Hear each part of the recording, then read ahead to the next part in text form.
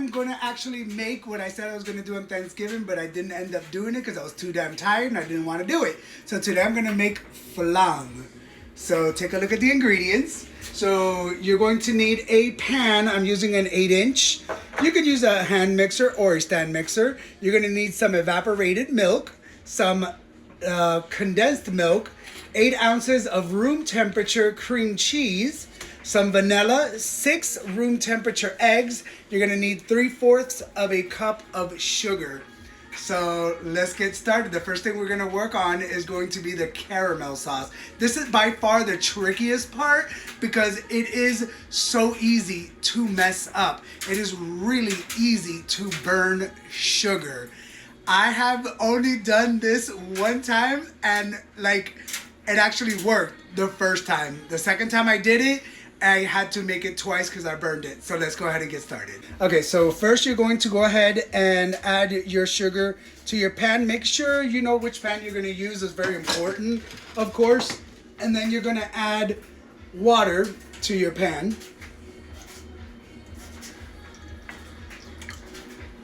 And then this I have for the side, and I'll show you what this is for. This is actually going to be a neat trick that I learned where you actually get to do this on the side of the pan as the caramel is cooking, as the sugar is cooking, and it prevents it from burning and going up the sides.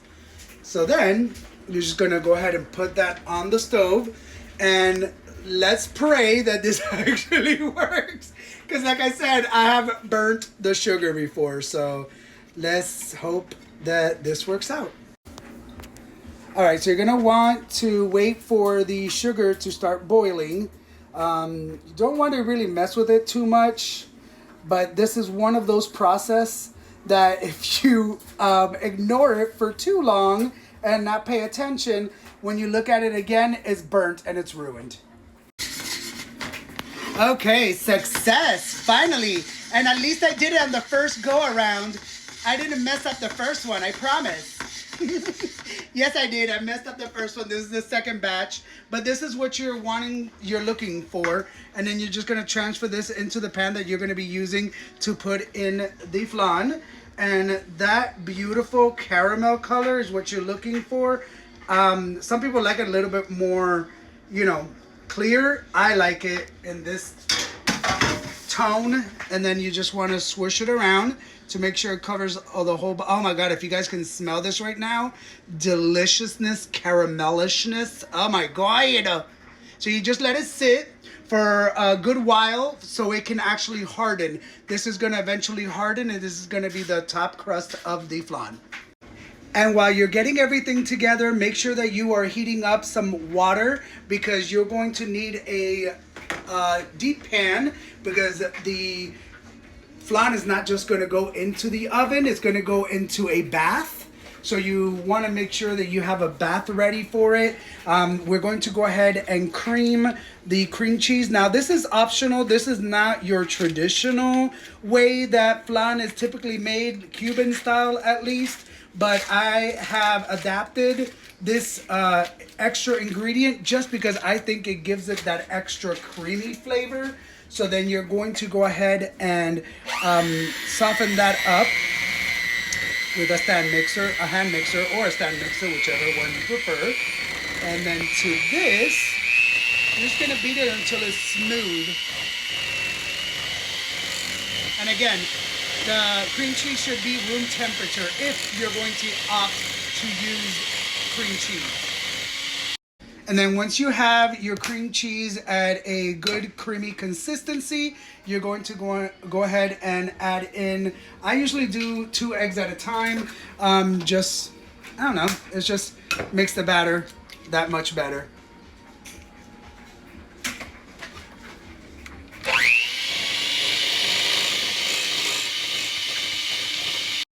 All right, now we're gonna go ahead and add the evaporated milk. And then to that, the best part, the condensed milk. Oh, Lord, this is like heaven in a can. Oh, my God. Oh, Lord, look at all that just cascade down. Oh, that creaminess, that yummy, delicious sweetness. Yum! Once you've taken out all of the sweet condensed milk. Well, you hand it over to the cameraman because he's going to make sure that all of it is done. Once that is all well combined, you're going to add a nice teaspoon of vanilla, a good vanilla, and then you're going to continue to mix that all well. All right, so once everything is well combined, now this next part I would say is non-negotiable, just because you want to ensure that all of the clumps in the mixture, you need to sift them through. So of course, make sure that this is hardened. This is hardened. We had it outside and it's 45 degrees outside right now. So it is nice and hard. So then you're gonna go ahead and sift the yumminess. Oh, it cracked. That's okay. It's going to the same place. So you want to make sure you sift this through to make sure there's no clumps from the cream cheese. And there you go. There are some clumps. So it's a good thing that you sift this through. Just to ensure that there are no bubbles, gently, because this is really well packed, gently you're going to tap the pan. Make sure that you get out any bubbles. That's good enough. So then you're going to put it into the deep pan, because here is where we're going to be doing the bath. All right, next part you're going to want to do is add your hot bath to the pan. You want to make it at least an inch deep that should be good. Because you want your custard to cook gently.